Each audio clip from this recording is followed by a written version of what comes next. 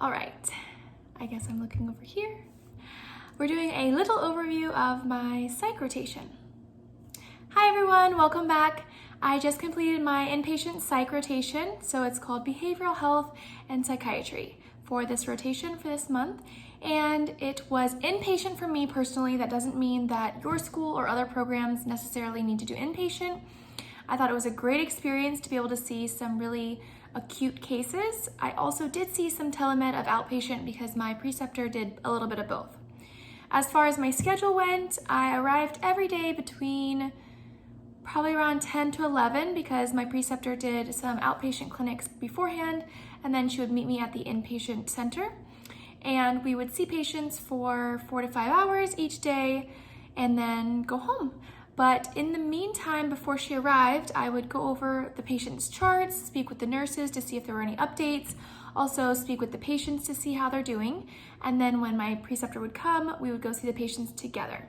Occasionally, I would see the patients on my own to get kind of an update, but for the most part, because it's so, such high stakes for a lot of these cases, the preceptor saw most of the patients on her own, or with me there, but she was the one mainly doing all the interviewing and things of that nature. But I was kind of her ears and eyes behind the scenes. I went to a lot of group activities with the adolescent group and kind of was able to give her a little bit of insight to how everyone's doing that, she doesn't see because she's so busy and doesn't have time to go to the groups and things like that. Those groups are held by social workers and therapists. So I spent most of my time on the adolescent ward, which is what I wanted to do because I love working with kids. It was really heavy and really sad to begin with, but then as the weeks went on, it was really rewarding to see how, these patients improve. A lot of depression and suicidal ideation. And if you are on my Instagram or TikTok, I talked about how much pressure a lot of these kids are under from their parents or just have really bad home lives and, are handed some cards that they're just unlucky. So it's really unfortunate, but I was happy to be part of the healing process, and it's really gratifying to see that, between the psychiatrist and the therapist and the social workers, we really can help these kids as well as adults. So we also went to the adult wards, and a lot of those patients, not so much depression. Some of them, of course, some did have depression, suicidal ideation.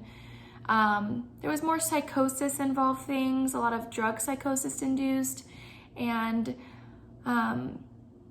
both wings had bipolar and psychosis and, all sorts of things. But on the adult ward, we saw a handful of patients that were homeless and, kind of utilizing the services to have a good night's sleep, which kind of just gives us a glimpse into how that whole side of things in our society is not handled very well, but it is nice that they do have this resource, and a lot of them do still have mental illnesses.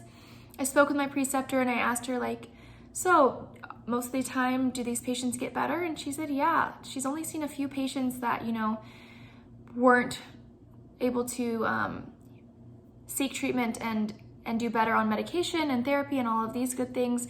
And for the most part, she said it's just unfortunate because a lot of them do relapse. For whatever reason, they don't have a good support system, can't access their medications, or any of those things can cause them to, not do very well and end up right back there.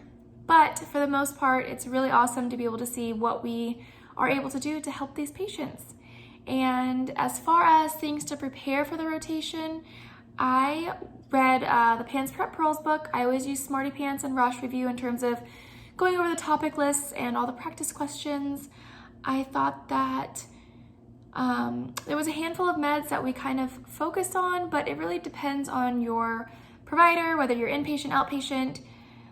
I felt like a lot of the meds, not that I felt like, it's true, a lot of the meds are trial and error. So you just gotta try one thing with the patient and really listen to them, ask them if it works, and ask them how they know it works if it did, and if it's not working, to move on to another medication. And I really appreciated that my preceptor took the time to ask all the patients, is this working for you? Do you want to try this?